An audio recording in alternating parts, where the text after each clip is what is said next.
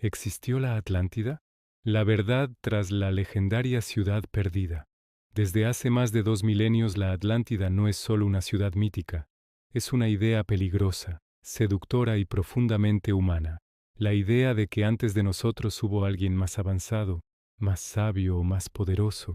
y que todo ese conocimiento se perdió bajo el peso del tiempo y del mar. Todo comienza con un nombre que lo cambia todo, Platón, uno de los pensadores más influyentes de la historia, que en el siglo IV a.C. escribió 2 diálogos, el Timeo y el Critias, donde introduce el relato de una gran isla situada más allá de las columnas de Hércules, un lugar que hoy identificamos con el estrecho de Gibraltar.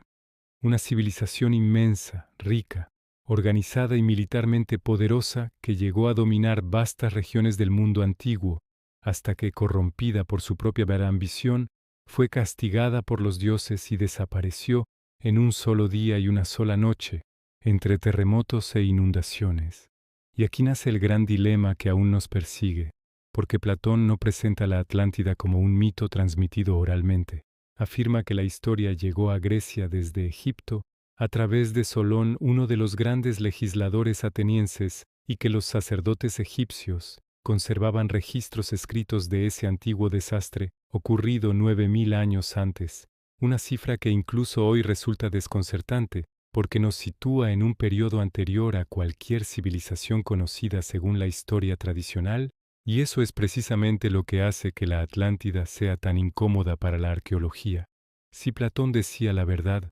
entonces nuestra línea temporal de la civilización estaría profundamente equivocada. Durante siglos la interpretación dominante fue clara. La Atlántida era una alegoría moral, una crítica política a la Atenas de su tiempo, una advertencia sobre el orgullo, el poder y la decadencia,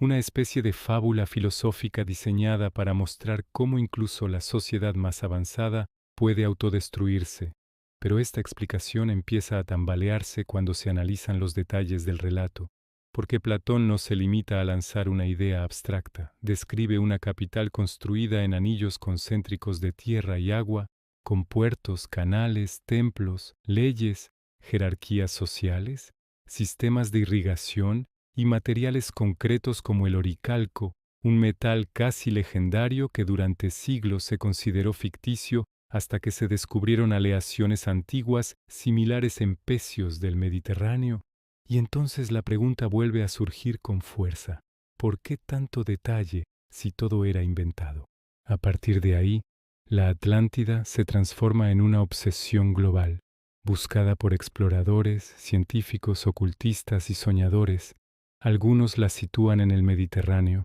relacionándola con la civilización minoica, una sociedad avanzada para su tiempo que floreció en Creta y que fue devastada por la erupción del volcán de Santorini alrededor del 1600 a.C.,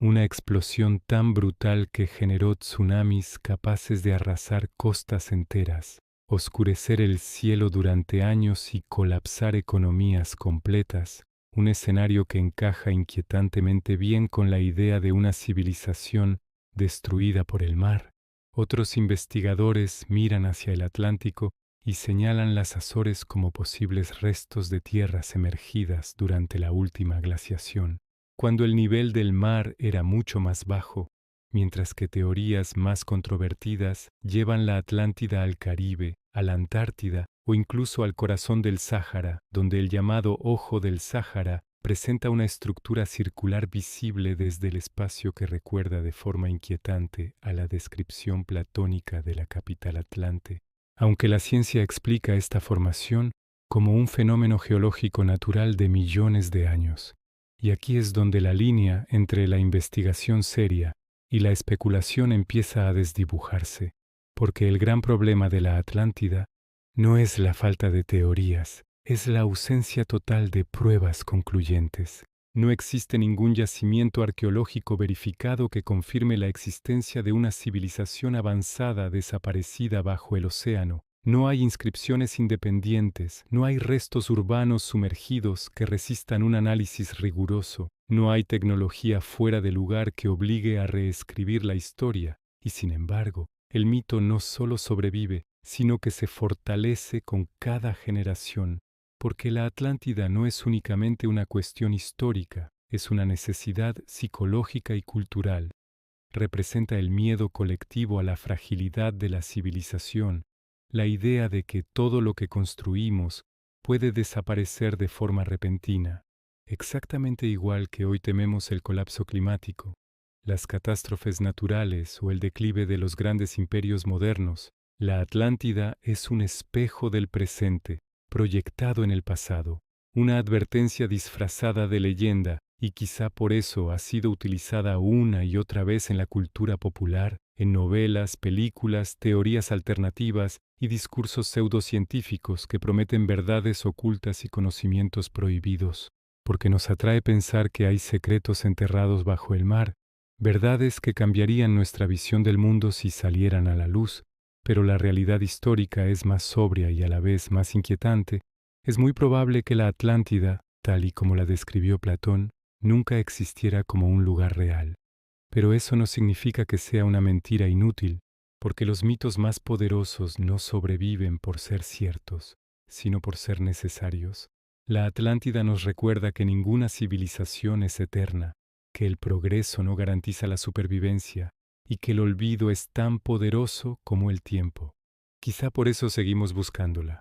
no para encontrar columnas bajo el agua o templos hundidos, sino para entender mejor quiénes somos, de dónde venimos y hasta qué punto estamos dispuestos a escuchar las advertencias del pasado antes de convertirnos nosotros mismos en la próxima Atlántida.